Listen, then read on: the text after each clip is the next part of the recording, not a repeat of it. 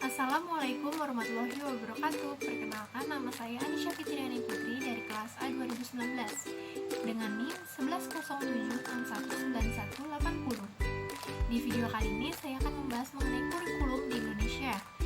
Lalu di video kali ini bertujuan untuk memenuhi salah satu nilai ujian akhir semester pada mata kuliah pengembangan kurikulum.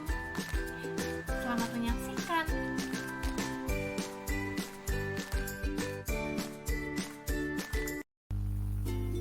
Apa itu kurikulum? Secara etimologis, kurikulum berasal dari bahasa Yunani, yaitu kerir, yang artinya pelari, dan kurer, yang berarti tempat berpacu.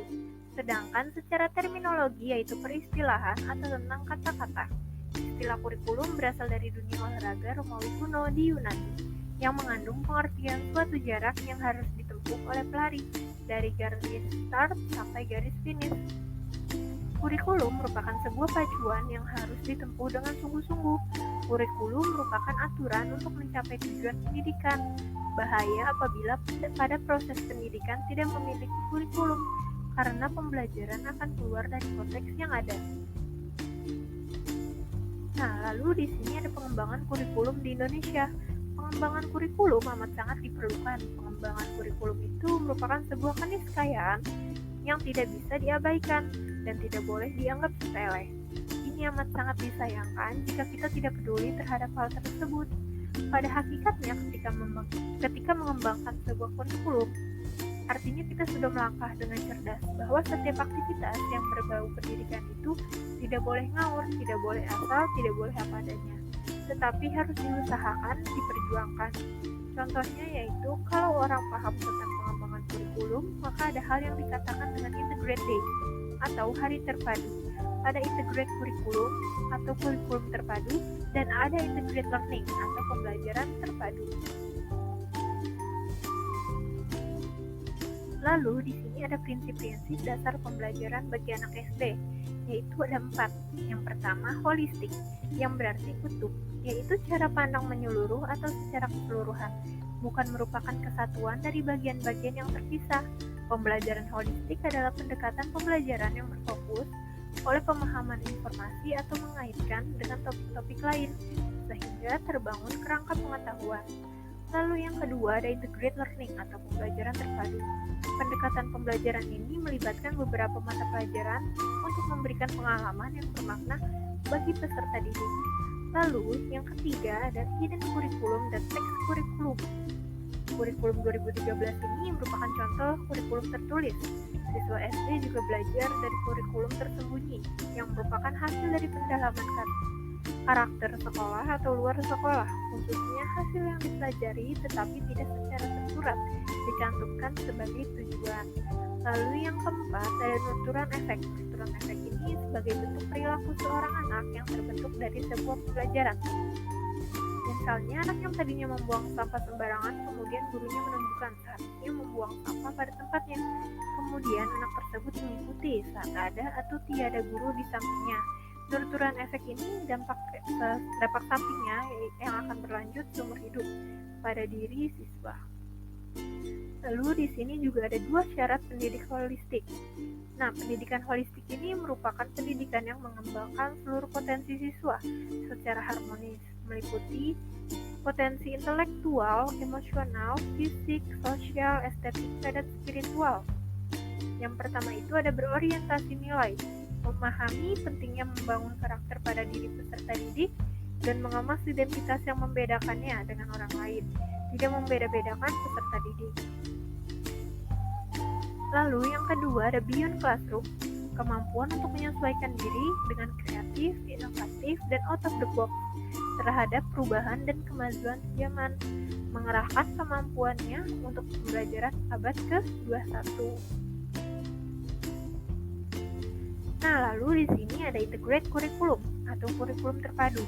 Jika setiap sajian kurikulum dikemas dengan keholistikan atau keutuhan, maka akan menjadi sebuah pembelajaran yang jenius dan pembelajaran holistik.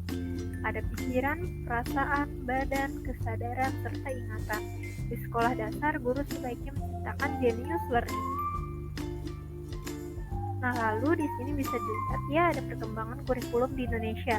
Dimulai dari kurikulum 1947, yaitu kurikulum yang ada saat Indonesia merdeka. Lalu selanjutnya ada kurikulum 1952, yaitu sebagai kurikulum penyempurnaan dari kurikulum sebelumnya, yang biasa disebut dengan Rencana Pelajaran Terurai 1952. Lalu selanjutnya di sini ada kurikulum 1964. Lalu ada kurikulum 1968. Di sini itu kurikulumnya itu menggantikan rencana pendidikan pada kurikulum 1964. Lalu ada kurikulum 1973. Di sini pemerintah mengadakan proyek perintis sekolah pembangunan atau yang disebut PPST di seluruh IKIP negeri di Indonesia sebagai sekolah laboratorium. Lalu di sini ada kurikulum 1975 yang lebih menekankan pendidikan yang lebih efektif dan efisien. Lalu ada kurikulum 1984. Di sini itu kurikulumnya memiliki model yang disebut cara belajar siswa aktif. Lalu di sini ada kurikulum pada tahun 1994. Di sini kurikulumnya itu menggunakan CBSA atau cara belajar siswa aktif. Nah, di sini juga ada kurikulum tahun 1997. Pada kurikulum ini ada pemberian 20% anggaran pendidikan setelah Presiden Soeharto lengser pada tahun 1996. Lalu selanjutnya ada kurikulum 2004 atau yang biasa disebut sebagai rintisan kurikulum berbasis kompetensi atau KBK. Selanjutnya di sini yang sudah sangat umum di Indonesia ada kurikulum 2006, yaitu kurikulum tingkat satuan pendidikan atau yang biasa disebut dengan KTSP. Nah, pada kurikulum 2006 ini merupakan kelanjutan dari kurikulum berbasis kompetensi. Lalu di sini itu ada kurikulum 2013 yang sekarang menjadi kurikulum pada tahun 2022. Lalu kurikulum 2013 ini dijadikan sebagai kompetensi acuan pelaksanaan pendidikan dan menjadi pedoman bagi pihak sekolah untuk mengembangkan pembelajaran sehingga terpenuhi kebutuhan kompetensi pada 3 ranah pendidikan, yaitu ada pengetahuan, keterampilan, serta sikap. Lalu di sini ada perbedaan kurikulum di Indonesia dengan kurikulum di Finlandia. Jika di Indonesia memiliki sistem pendidikan kompetensi, namun di Finlandia tidak memiliki sistem pendidikan prinsip kesetaraan. Lalu yang kedua, sistem tinggal kelas dan rankingan saat di Indonesia. Namun jika di Finlandia itu tidak ada sistem tinggal kelas dan rankingan. Lalu yang ketiga, di Indonesia pembelajarannya itu lebih banyak di kelas. Namun di Finlandia pembelajarannya itu memiliki metode yang berbasis pemecahan solusi.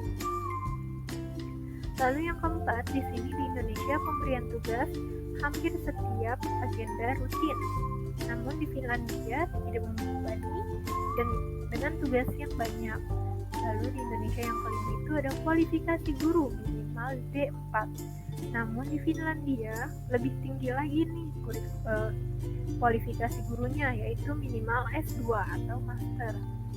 Lalu di Indonesia yang terakhir ini ialah memiliki kualifikasi siswa yang memasuki sekolah minimal berumur 6 tahun. Namun di Finlandia kualifikasi siswa memasuki sekolah itu minimal berumur 7 tahun. Itulah tadi perkembangan kurikulum yang saya jelaskan secara singkat. Terima kasih telah menyaksikan dan mendengarkan. Semoga bermanfaat. Terima kasih telah menyaksikan video saya. Kurang lebihnya mohon maaf. Wassalamualaikum